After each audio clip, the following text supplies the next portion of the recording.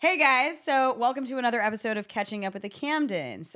We did this episode via Riverside, and just want to let you know that we had a few technical difficulties with the mics that we weren't able to cut out, so bear with us and, tough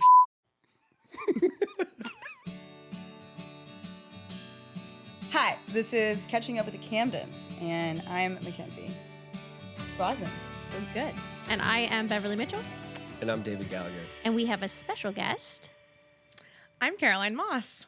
Yes. And, thank you for joining us. Yes, thank you so much for joining us. And go.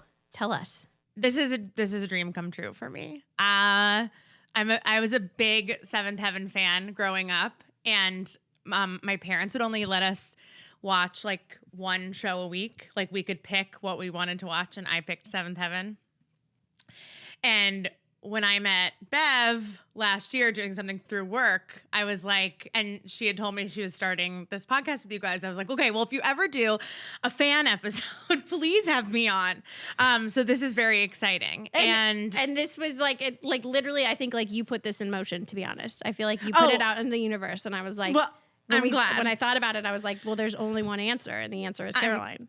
I'm so happy that I told my friends, two of my best friends who I'm still very close with, I grew up with, I was like, guess what I'm doing today? And I don't think I could have delivered any cooler news. So this is big. You're putting us on a very high pedestal, and I hope we don't disappoint. Oh yeah, No. Thank you. It's flattering. Because I feel you're going to be great. I think this is we're so happy to have you, and we're so excited. And I know I was so grateful that we Ubered together. I know on we did. That fateful time where you saw me, where I looked absolutely lost, and I could not figure out what the hell I was doing. And You she did. so I was kindly like, said, "Would you like to? We can go together." And I was like, "That would be great," because I don't know what I'm doing. She saved I was like, your I think life. we're She going did. to the She same saved my place. life in San Francisco. Yeah. That's a song. It is. Yes. But what episode should we dive into with you? What one So- are you feeling? We're going to rewatch Last Call for Aunt Julie, which season 1, episode 10. And I need a drink for this. What did you say, Mac? She said she needs I a said drink. I need a drink. Oh, so did Aunt Julie. And so that's kind of how we got here. Yeah, I think that is how we got here. This episode literally traumatized me as a child.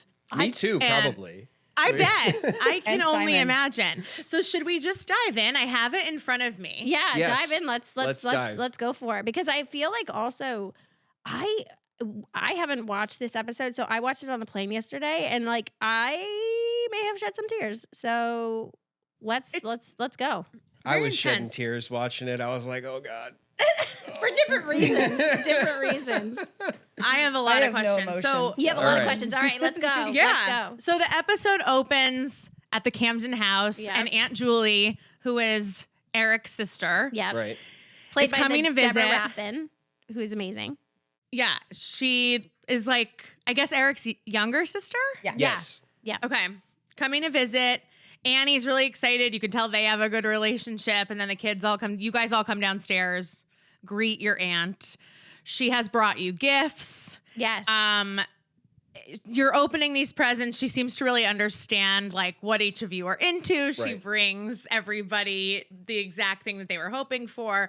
Yeah. My question is, at what point were you guys told you were going to do an episode about alcoholism? Yeah, I don't think we just found that out. Well, I think Yeah. I think we just it was recognized inspired by my own alcoholism at the time. Yes.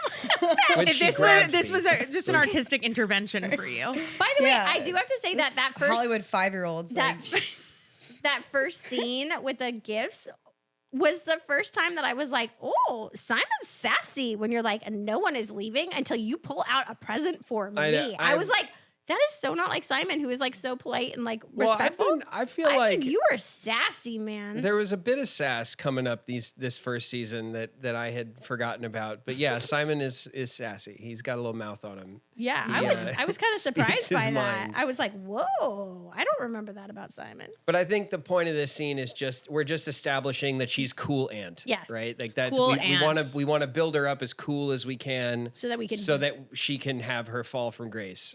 and Yeah, make it as and- far as a fall as Yeah. possible. Yeah. She does. She brings Ruthie a doll, Yeah. who Ruthie then names Baby Julie. Yeah. Right. You were very In original. with that adoration. naming. Yeah. Very exciting. And it seems like, you guys don't have you have a solid relationship with her as an aunt, but you don't know, Much about her. her troubles and her struggles. Sure. Yeah. Yeah. Mary Exactly. idolizes her. Right. Yeah. Yeah. Yeah. I think we do get to that part. Yeah. So it's Thanksgiving, it's Yeah. like around Thanksgiving, and you guys are all asking if you can go other places on Thanksgiving, which Yeah. sort of blew my mind as a child watching a show that you could go somewhere else for Thanksgiving. Yeah. It's like having Christmas at someone else's house. You're like, Yeah. what? Yeah. No. Yeah, Yeah. why Yeah, would I- you want to do that? as Yeah, a it kid? definitely was a little bit weird. All three, all the bigger kids. So Lucy Yeah. wanted to go to Jimmy Moon's, and then Mary wanted to go to the movies. Yeah, but I don't and- know. I Yeah, it's- fondly, I love Thanksgiving with my family and always have. So it was strange to me. I was like, that's not a thing you do on Thanksgiving. Kids go around to their friend's house and stuff. It's not that kind of holiday, but Yeah. Well, Oh. Well, we get to there.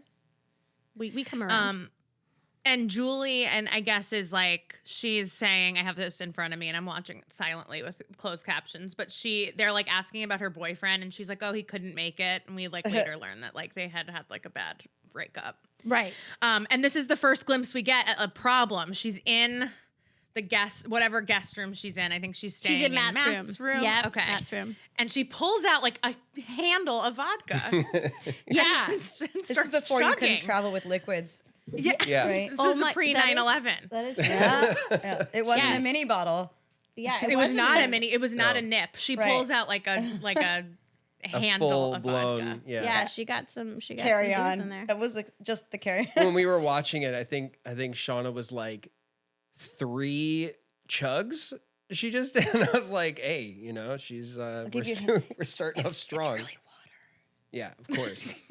Yeah. Is that Movie magic. is that some behind the scenes? Yeah, behind the scenes, it's alcohol. It's always water, and if it's wine, it's always It's apple juice. juice or Cranberry. grape juice. Yeah. And if it's white wine, it's piss. Matt, what is happening right now? Where are we going with this? That's Chardonnay. I don't. You know what? It's Dude, Max because on she, one today. I love she it. has not had lunch, and this is not going yeah, well. And it's that your is- fault. You this didn't is- feed us.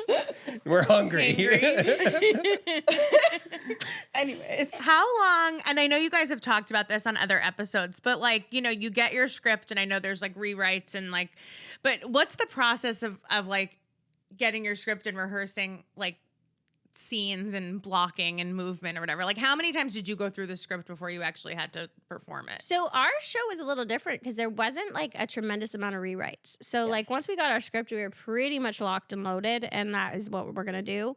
And then in terms of rehearsing, it's we on the day we rehearse, we block it, Then you we go to go hair, away, makeup, they yeah. light Yeah. it, and then we So shoot it. So it's not but our show, we don't have complicated fights and we don't have big sequences. So it wasn't it We have wasn't stunts. We've established that we did have one stunts. stunt. Mary fell down. There was a stunt or two, but early in the show's history, so the script would come in for the next episode, I would say probably a week ahead of time, not much more headway than that. And then sometime in the week before we would start the next episode, so as we were wrapping up the previous episode, we did do table reads. Oh yeah, we did do. So I we would forgot go about to that. the We did do. office.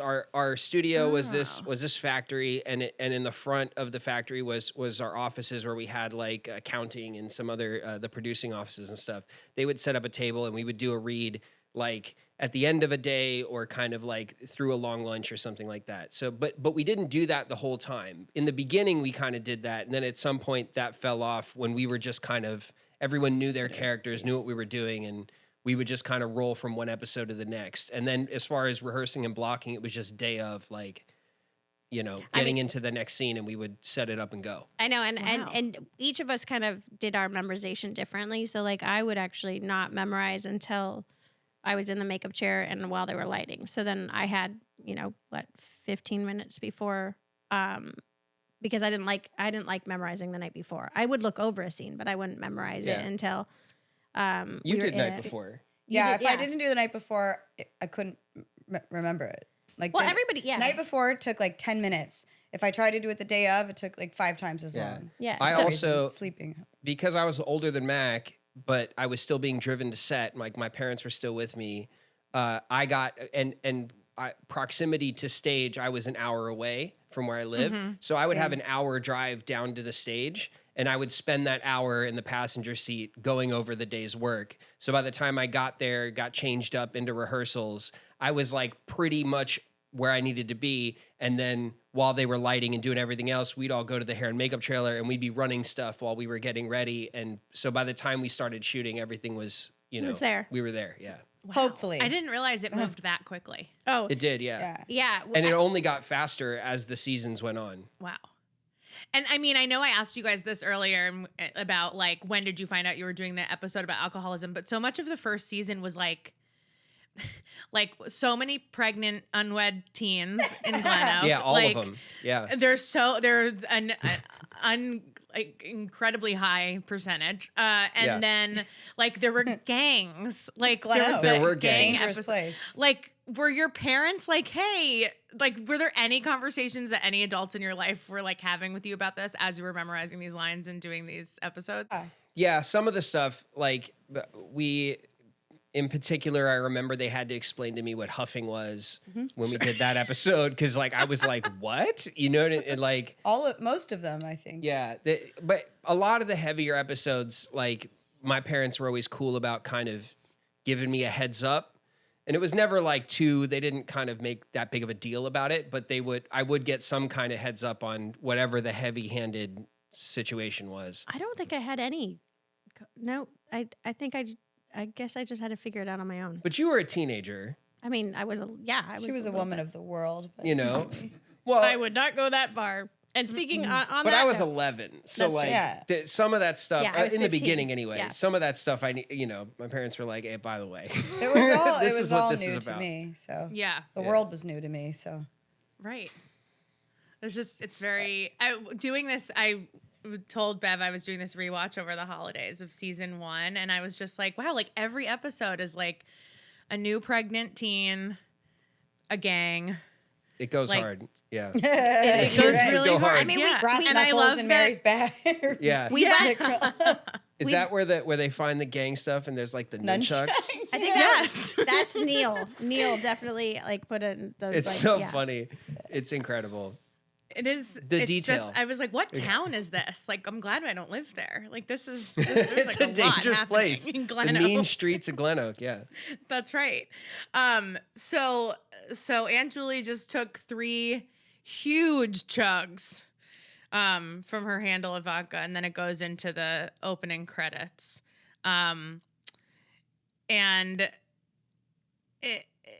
Okay, so before we began, David, you had said or Bev had said this is a David episode. Did you guys view episodes as belonging to certain characters based on storylines? Yeah.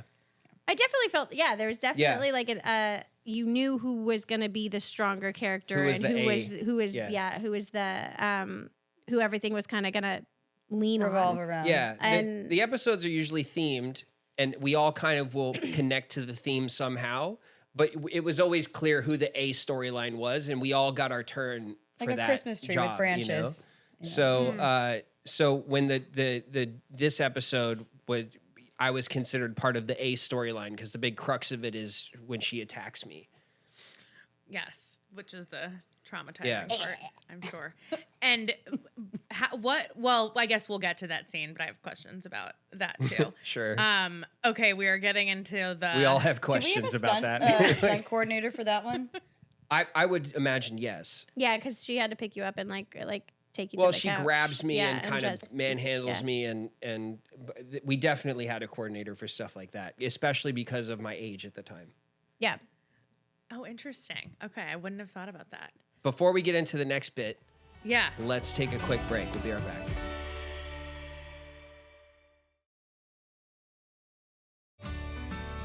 I'm happy you're leading this one. So grateful, honestly. I'm happy too.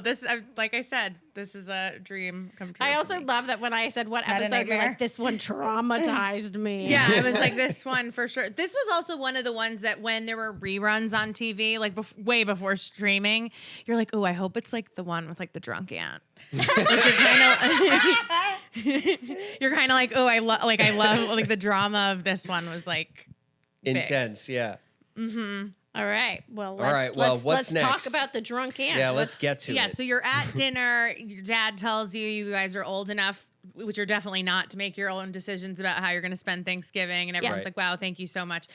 Aunt Julie takes another sip of something. And David, you say, wow, Aunt Julie, you sure can drink, or you sure drink a lot. Yeah, I hit the nail right on the head. Yeah. Saying the quiet part out loud. Yes. Say the darndest things. Which Simon's really good at in these early episodes.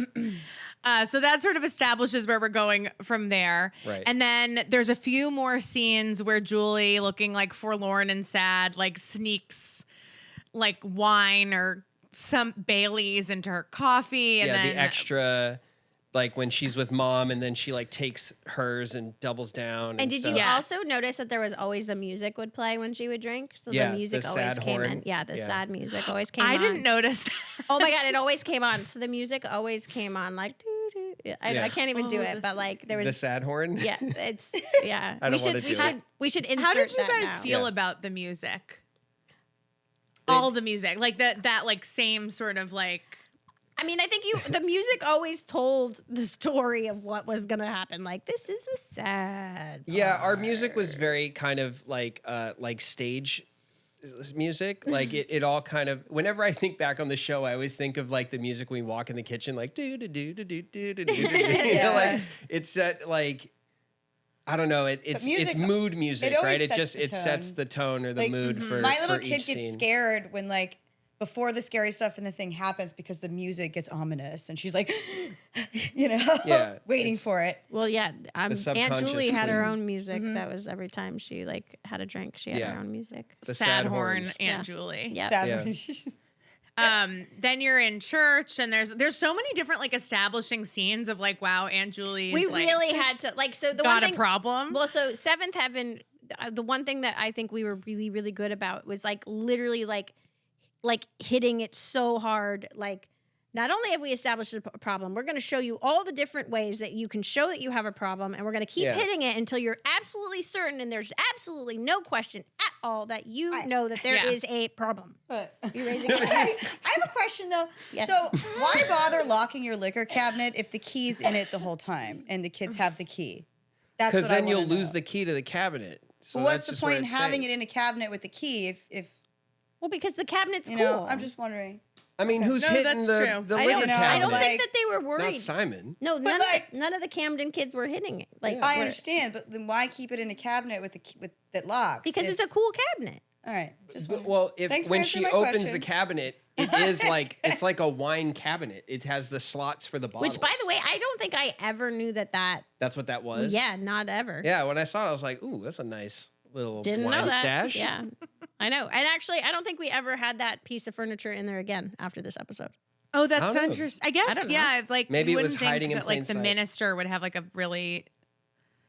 I don't know. Annie It was and, stocked too, Yeah, by the it way. was, She yeah. opened it up. It was like 10 bottles in there. and I was also, like, "Ooh." I also think that the drink that she drank was port, because I saw a big P.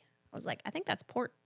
Maybe. Yeah, Yeah. it was definitely like all the different things. It was It like, was here's Popov. vodka, here's some dessert wine, Yeah. here's Yes. Yeah. like Yeah. Kahlua. Yeah, Like, yeah. She She sort needs of it all. equal opportunity employer Yes, of exactly. alcohol. Yeah, and later on she begs for beer. So, Yes. yeah, Yeah, So just she, one. she hit all of them. All the There's alcohol. also a great. You're right in that, and I kind of experienced this doing this rewatch as an adult. You know, which you don't pick up on as a kid, or if you do, it's so like you don't realize you're picking up on it. But like everything you learn about alcoholism in a textbook is covered within the first like 12 minutes of this episode. It's like, Yeah. it's like she lost her job. Her Yeah. boyfriend won't call her back. Yeah. like she keeps like sneaking out and like drinking. Exactly.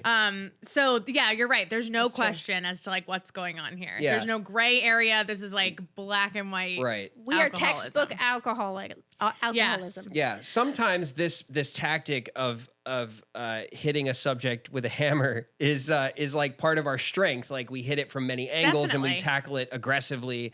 Sometimes I feel like some of these subjects require a delicate touch, and we are like hammered. And so, like, this is one Can of you those give episodes. an example of a subject that might require a delicate touch that got the hammer? Well, I mean, I think the alcoholism is a good example. We had recently covered like our racism episode from the first season, and going through that episode, I was like, wow, this is there's some nuance here, and there's some like the characters' perspectives all kind of clash a bit, and there's an interesting way that we're tackling this subject that has some kind of respect and knows that it's a sensitive topic, and then this one's just like I think the hammer. racism episode was so beautifully and tactfully done. I Yeah, think yeah. this episode was like, aggressive. wow, like we Yeah. really went for it, and we went Alcohol hard. makes you I mean, we'll strangle get children. into the details on some of these big Yeah. scenes coming up, but Yeah. some of it I was like, oh.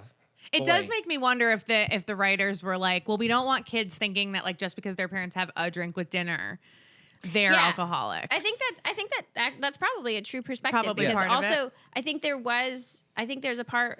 is a portion where Lucy says, I think where Lucy's trying to understand, being like, well, if you can stop, like if alcohol's a problem, then just stop. Like, so it was like Right. truly like trying to like understand the difference between having a glass of wine Addiction. and then drinking. the Port bottle of Kahlua, port straight you know, off and the all that- airplane. Yeah, exactly. So we're getting into the scene. Okay, scene, that's yeah. scene. Which happens a lot quicker than I thought. It's about 15 minutes in. Yeah. And Simon and Ruthie are playing in the living room. And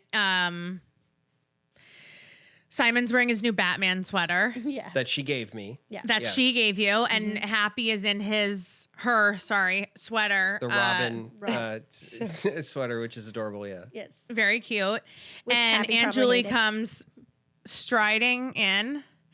And I think like playfully you take the key out of the wine cabinet. And Yes. she kind of was like, I want the key. And you're like, you can't. Like, you think you're playing. Right. And then she comes at you. Yeah. This was the part that was traumatizing as a child. Yes. So you think you're playing a game. She loses her temper. And she she- all of a sudden screams, "Give me that damn key!" Yeah, she screams and curses tackles at me. you to the ground. Like grabs me up by the collar. Yes. Like moves me. So I remember that was like the thing that we coordinated, was that when she had to move me from like the window seat to like over to the couch, the back of the couch, and I'm just supposed to be kind of frozen and scared, and she's just screaming at me and being aggressive, and it's supposed to be that kind of like split second snap, right? That's the moment they're trying to really Yeah. punch. Alcohol makes you crazy. And I think Deborah, who is a phenomenal actress, I think she did such a great job of showing the playful like Aunt Julie, and then showing that switch and that flip, because that's not it's not easy to do. Nothing and I about think the way that she this was done, written yeah. for her was easy to do. No, Yeah, and she it did. was a I think hard she job. did a great job of kind of flipping that switch and Since this was like her first episode with us too, you know, it was a lot to do. yeah. Well, Intense. Hi, we'll nice get to meet you into guys. the Yeah. aftermath of this attack On on Simon. Simon after this.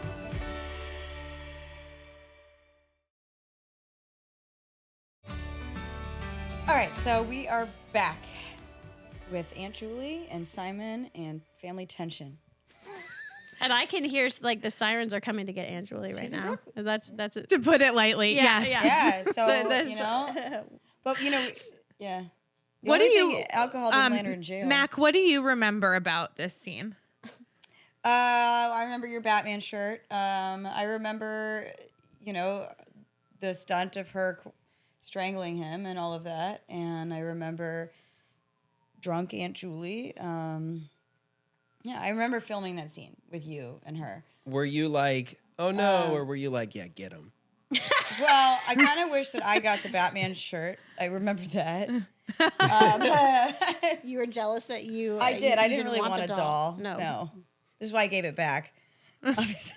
Oh, that's right. Yeah. That's right. So, and I'm sorry about these sirens. So, did you guys rewatch these episodes a lot, or do you not like? Do you just have the memories of filming, or did you watch them back right away? Like, what was your relationship with the actual show once it had aired? I think like the first season I definitely watched, but like I have not seen an episode until I was on the airplane yesterday coming here, and I was doing my homework and watching. So it's actually kind of funny that this whole experience of us rewatching has been fascinating because it's also like a new appreciation for like what we did. Sometimes it has been a little shocking because people are like, this affected my like whole life. And I'm like, how, why? I don't get it. Yeah, we have a new adult appreciation. But it's also because our experience was so different than what your experience was as a viewer. So now watching it, it's been the appreciation and understanding for how this impacted people's lives is a little bit easier to understand. Absolutely. I agree. But it is weird because it's like literally I was like, I may have shed a few tears on the airplane, which was like really awkward. David and Mack, same with you guys. You didn't really rewatch the show? Well, when it was on, it was like past my bedtime. But I've only been rewatching it, honestly, as we're doing this. And like Bev said, I definitely have a whole new appreciation for it. I mean, and a lot of the storylines, especially in the younger, in the beginning, they were way over my head, like figuratively and literally. But, it's just, I'm a parent now. We're all parents. And so we get it more. Yeah. So Annie rushes in to save you from the literal grip of Aunt Julie. Yeah. Right. You guys look terrified. She looks I think maybe Annie's reaction was the thing that traumatized me, weirdly. Like, I thought it was just scary. She was mad. It was like Mama Bear Yeah. reaction, big time, yeah. Which is great, by the way. And again, as for the whole first season, Catherine is just firing on all cylinders in every episode. I love her work. Like a classic thing, too, though. Like, you have Eric's torn between his loyalty to his little sister and his wife, who's like, but our kids are my first priority. Yeah, that's a good scene. That was interesting. And I think probably a dynamic that a lot of people experience at some point in their relationships. And then Julie immediately goes, Annie basically runs her out of the house, and she ends up I thought she ended up at the pool hall, but it doesn't sound like. I think the pool hall wasn't a thing yet. We didn't have the pool hall yet. Yeah, the pool hall. Oh, really? No, that's later. That's later. So they were at like a bar. This was probably, if you look at the show chronologically, this bar scene was probably one of the precursors to them building our pool hall, because the pool hall, as you know it, that we were usually out on the show, was a set we built on our sound stage. But it wasn't an original set. It was something that we added as we came back as the seasons went on, because I think one of you guys worked there or something. I think Matt worked there, and then the movie theater. Yeah, too. it became a place that we were going to use a lot more often. So promenade. they built one. And this is what they tended to do. They were like, Matt works at the hospital, so we're gonna, have the hospital hallways. We're gonna build them, and then we'd repaint the hospital hallways and use them for the school hallways, and then so we had at the end of the show we had more diversity of sets to work with on the soundstage, when originally it was just the house. So then this pool hall, which was a location, was probably like one of the first instances where we started using a location like this until they built it. Okay. This was kind of like risque. I mean, honestly, I was watching this when I was 10 or 11, and like Aunt Julie like goes to the bar and is like getting hit on by a man. Mm-hmm. She's drunk. Yes. She's surrounded by beer bottles. Yes. There's a lot of innuendo. And I was actually surprised by how aggressive the innuendo was with Matt and his girlfriend about their trip. Oh, by the way, I also want to talk about that. Do you know he had like a new girlfriend every episode? I swear. Every episode. I used to think that Lucy was like the one who like got around. Like Matt was like busy. We all No, got Lucy was the around on most the show. monogamous. That's why they But built like the promenade. the first so we season, don't- though, he also said that yeah, he was he was a popular guy. But there's a line where she's like, Oh, where this she- isn't a ski I mean, that trip. hair. It's a- can you It's blame a him? me Me trip. trip, And I was yeah. like, oh my God. Jeez. This is aggressive. Again, hammer on the head. It's so Like, aggressive. I know. I definitely was like, wait, Matt's a virgin? It's like after that. Yeah, I But also But like anyway, that. yeah, the bar scene where Eric goes in to get Aunt Julie, it's very suggestive. Everything is being hit with a hammer, all of the points. And then he demands that she leave with him. Yes. And threatens the guy she's flirting with Yep. violence. Right. And then accosts her and drags her out of What the was bar. the line that he said too when he like, oh my God. He said, Oh, he's like gonna- your fist, I'll feed it to you or Yeah, something he says? yeah. Yeah. They wanted to make him look tough. And I was like, okay, I get that they want him to be tough And then he like carries his rescue adult his sister out of the bar. She But- screams go to hell at him, too. Yeah. Yeah. Mm-hmm. Yeah. She has a mouth on her. So much of, but then I was Really? like, I'm watching this as an adult and I'm like, do we handle alcoholism like this? Is this appropriate? Like, I really couldn't decide. You can lock if adults the in show your house was against their doing will, right? the right thing in this It's moment. family. Well, I think the key thing that the takeaway I think is there is no right way to handle alcoholism. Fair it's enough. Every situation is going to be unique and difficult, and there is no right or wrong. It's just I think. But, Do I but think the that difference though for me was that I think again, usually we address that there's no right way and it's messy and there's that nuance or delicacy put to the subject matter, whereas this one was like, This you're one was coming overt. with me. Ugh, we were dragging her out of the bar and I was like, oh man. And I also think that the reason why it was maybe so aggressive too is because it was Eric's sister. So I think that it was no longer him counseling someone. It wasn't like a parishioner or like someone Yeah. off the street. It was his It sister. was personal. So it was this big brotherly like it was Oh yeah. he it was wouldn't take somebody definitely else's there was stuff that definitely a different turn to it. Like I know that one scene later on that they have with Eric and Annie when he basically begs her to let him do it Yeah. was Right. which we should Instead of we'll sending dive her to into rehab. we'll dive into that in just a minute right after this break.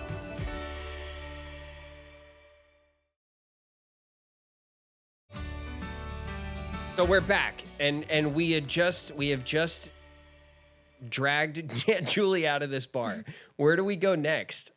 She's going home, and you guys have all just gotten a talk from your mom Right. about yes. Yeah. alcoholism, and it's a disease. And she says that right off the top. Yes. And you're also seeing every child's different reaction to this. Matt wants to like band the family together. She's still our aunt. Mary's like, F her. Yeah. She hurt Simon. I'm done. I don't want that.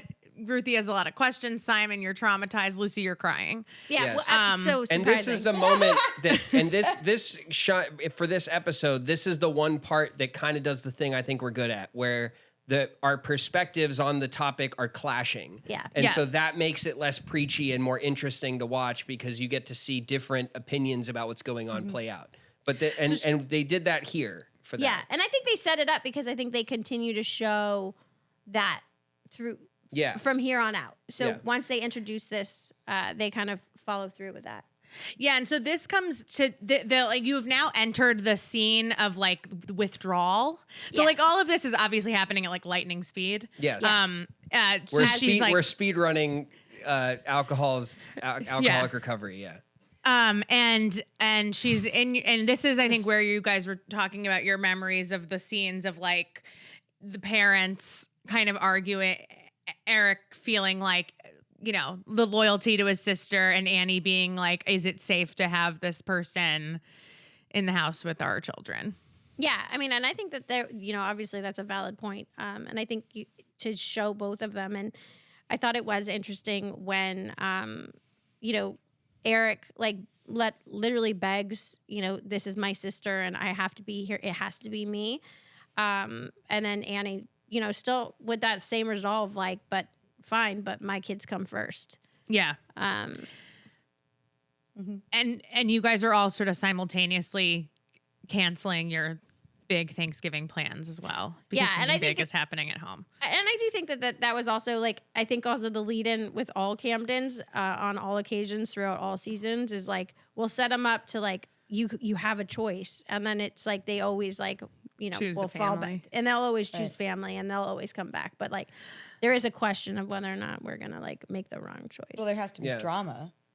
It is a dramatic show. This is early in that setup for the family, so it's still unclear if like Mary's gonna bail or if how that's gonna shake out. Yeah. The next 10 minutes of the episode, I think, are the most interesting. There's like a lot of like Julie wakes up and she's like, I'm fine. I got like such a good night's sleep and like I'm good and I'm never going to drink again. And I actually thought this was something that they did really well, which was showing that like it's not like a linear progression of like recovery. They kind of made it a little bit messy. Yeah. Buy me a first class ticket. Right. Do you want to talk about that more? That part more? I mean, she's just trying to manipulate each family member one by one. I think with Matt, she's the most brutal. You see him crying behind the door. By the way, also this is like the more swear words in this episode than any other, by the way. When Barry did the door slam and the slide down the door, I was like, when did you steal my stuff? That is what Lucy does. Oh gosh. And then I was also like, is Barry crying? Like, is Barry crying? Like, does he do that on the show? So I was a little bit shocked. I felt a little taken aback. I was like, Barry, you took my moment. That's what I do. That were is you my guys move. Able to cry on demand, or were you using tear sticks, or what was eye drops? Like, what was the behind the scenes of the crying? We all did it differently. I mean, I think it just depends on the day. On the day, what the scene was about, like how connected you were able to get to that emotion. You could definitely, you couldn't like just do a menthol thing and like not feel emotion, but sometimes it would help. Or they would have like those glycerin things, like if they really needed to focus in on tears on your face, they would like actually put like sometimes thick ones. Yeah, they could just add the tears with that thing. Yeah. Nowadays it's all in post, but over the CGI tears, that's what they do now. Jared, insert tear here. Over the course of the show, I think all of us had our turn with all of the tricks. You know what I mean, as needed. But it always, like Max said, it always had to start with some of the emotional connection to the material and some acting and some, it had to come from the inside at first. And then sometimes if you needed that extra hand, you would, take a little help if you needed it that day. Mm-hmm. There are some good moments between Eric and Julie in these morning afters, right? There's Matt crying at the door. Yeah. Again, I learned so much as a child from this episode. Like, so did we. Honestly. I just felt like this was my first foray into what alcoholism was. Yeah. And how it could ruin a family. True. Yep. And when I guess this is a more technical question of how you guys filmed, but like, in these scenes with the adults, like where were the kids? Were you watching this being filmed? Like, were you aware of these scenes? Were you watching them as they were happening, or did you not see them until after? No. So when you do sitcoms with like, particularly sitcoms with audiences, like they'll film everything chronologically, and everyone's there for the whole thing because you're knocking it all out in one night, and it's all kind of compressed. With dramas, our schedule was all out of order. It was over the course of typically 8 days, so just over a week of work week, so a week and a half basically. And everything is shot for convenience by location. So like if we had 2 or 3 big kitchen scenes, we'd probably be doing those at the same time. And then, you know, if we were in the upstairs hallway, we'd shoot around the upstairs hallway that day mostly. So things were more based on what was convenient for camera. And if you were not in the scene, you did wouldn't not be see there. the scene. And also because we had school. So if we weren't needed on camera, even if we were off camera in the scene, they would typically pull us, send us to the school trailers, and then someone else would do our off-camera lines so we could get school hours in during the day because we have a school quota of time that we have to do. Yeah. So with 8 minutes left of the episode comes this like climactic scene, probably the second most memorable scene, where Eric is sort of sleeping next to his sister to make sure, like, if she wakes up in the middle of the night and has like a night terrors. Yeah. A night terror from her withdrawal symptoms, which she then does, and she wakes up like screaming. Mm-hmm. Yeah. And he like literally like holds her down. Yeah. Mm-hmm. And I remember as a kid being like watching this like. I remember last night being an adult being like, oh my God, what's going on? It's really intense. It is an intense scene and definitely a strong choice for like dealing with it kind of head on and aggressively. And Annie comes around too, and she's supportive. This is the most, I think, the only other show that I had been watching at this time that sort of was like for 10-year-olds and dealt with like addiction was Saved by the Bell, when Jesse gets addicted to caffeine pills. And this was such a that all got solved in like 30 seconds. Yeah. Yeah. And this was like a really raw This look is more at, of a like, gut punch, yeah. Yeah, she like wakes up in the middle of the night sweating, like screaming, and it takes two adults to like hold her down. And I was like in 4th grade, like glued to the television watching this. Yeah. Again, Scared that every adult in my life was an alcoholic after that. Like terrifying. I apologize for causing you trauma, and I apologize. Yeah. And also, I apologize if this is not how you're supposed to handle these situations, because I don't know. Who knows? Part of rewatching it was I was going, oh my God, like, is this how you handle these situations? And like you said, it's messy, and who knows? There is no right answer, perhaps, for like a one-size-fits-all situation. But like, I do think it was hard to watch. The one thing too that was kind of great about the show, though, is the way like if we were going to tackle it, we were going to just like go for it, and like we went for it on this episode. And I feel like it was a very strong episode, and I mean, I think it opened up conversations that probably wouldn't have naturally come to the dinner table, you know? Yeah. Conversations that we're going to have as soon as we come back.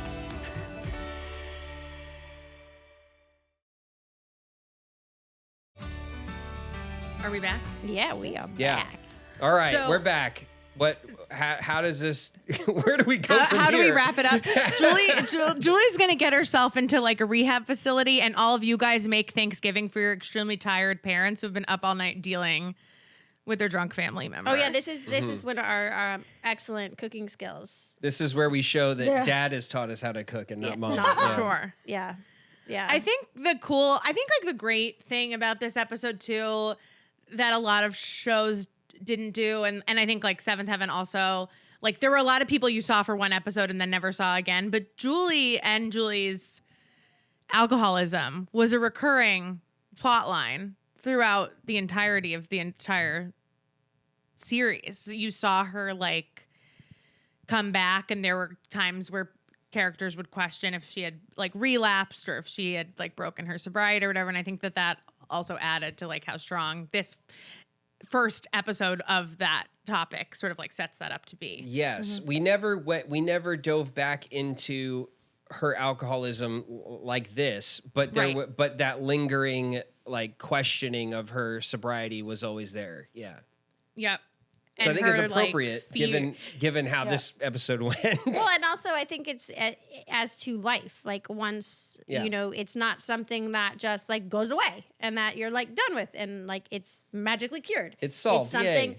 that like is a constant struggle, and it is something that you will deal with for the rest of your life. So I think it was a very smart and correct choice for that to still continue through her storyline for as long as she was on the show. And that's why in AA and stuff, you introduce yourself and you say, I am an alcoholic, no matter how long you've been sober. Yeah. Right.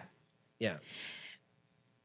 One of the lines that she says that I thought was funny rewatching this as an adult was like, you know, there's like the extreme nuance of some of the scenes of this episode are like really multifaceted and like multidimensional. And then you get this one sort of scene where she calls the rehab facility to check herself in, and she goes, hope you guys are good. I'm sneaky. I love that line. I love it. Yeah. Yes. And I just thought that was funny because I don't know that many alcoholics who like would have that quick of a turnaround to be like, I do have a really big problem and you guys better stay on me. Yeah. I think the way that they make that work, and it's the actress, it's Deborah Raffin who makes it work, but like they sell it because we introduced her as the cool aunt. Yeah. And so because she was cool Aunt Julie, we get in that phone call, we get that glimpse of cool aunt.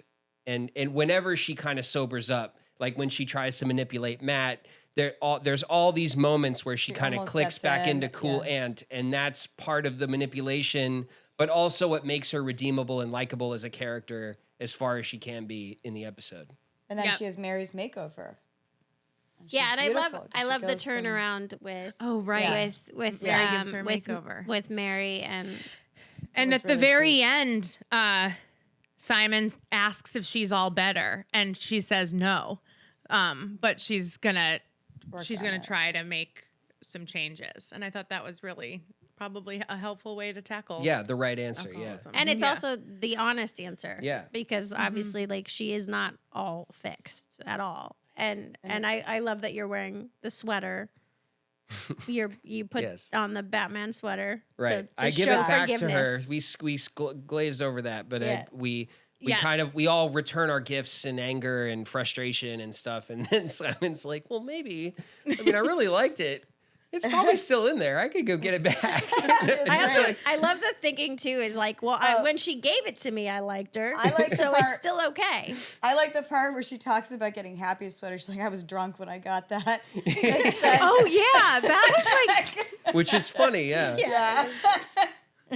That is funny too. Yeah, that's like cute. That's like the end of the episode. Yeah, because it's all at the dinner. It's all when we're trying I thought like, okay, too soon, Aunt Julie. Like, I don't know that you can like. But again, it's that cool aunt, very self-aware humor. It's done well by Deborah, who kind of, I think, does a great job at selling the cool aunt side of the coin, so that these other extremes can take a rest. You know, that's it was a very like when we shot the scene of her and you know, our action scene. It was a tense set day. Yeah, I remember being like kind of scared of like, you know, the rage that she had to show. It was scenes like that are always. It was a heavy day on set. Heavy and intense, especially for how young we were. I mean, they can only prepare you so much because it's still an adult like that. This close to your face, screaming at you, even if it's fake. Like, that's scary for a kid. Yeah. So I mean, and all you can do as an adult in that situation is go through the rehearsal as many times as they let you with the kid, and say, okay, I'm gonna yell at you. I'm not mad at you though, and I'm gonna be loud. Is this okay? Can I be this loud? Yeah. You try to really baby step the kids through it to keep them from taking it personally or getting upset. Like, to be that person, being the scary person. Like, when they cut, was she like, it's okay, it's okay? Yeah, totally. Like, you know? Yeah. She was, and she's like literally like the nicest woman. Yeah. She was, I know, sadly, she has passed. So 2012. I didn't know that. Oh, yes, wow. Sadly, she is, died of cancer, I believe. Leukemia. Yeah. Oh, that's sad. Yeah. But she did a phenomenal job, and this was an intense, amazing episode. And I'm so grateful that you are here to dive into it with us because honestly, like I think having the outside perspective was very helpful in because it was intense. And it was. Thank you for the guided tour. Yes. I think Seventh Heaven had the range. I think this episode really proves that. Yeah, it did. Well, on that note, thank you so much for listening to Catching Up with the Camdens. And Caroline, you were so amazing. We would love to have you back to explore another episode if you'd be willing. I would love nothing more, truly. Oh my gosh, so fun. So if you guys want to catch another episode with us and Caroline, where we will dive into another episode of Seventh Heaven. Thanks for watching. Make sure to like, subscribe, and do all the things. And that's it. Oh yeah. What? Yeah. So here's a word from our sponsor, Maker's Mark. No, Matt. No. Hey guys, check us out on Patreon for early access to Catching Up with the Camdens episodes, exclusive group and individual content, access to all three of us via chat, and more.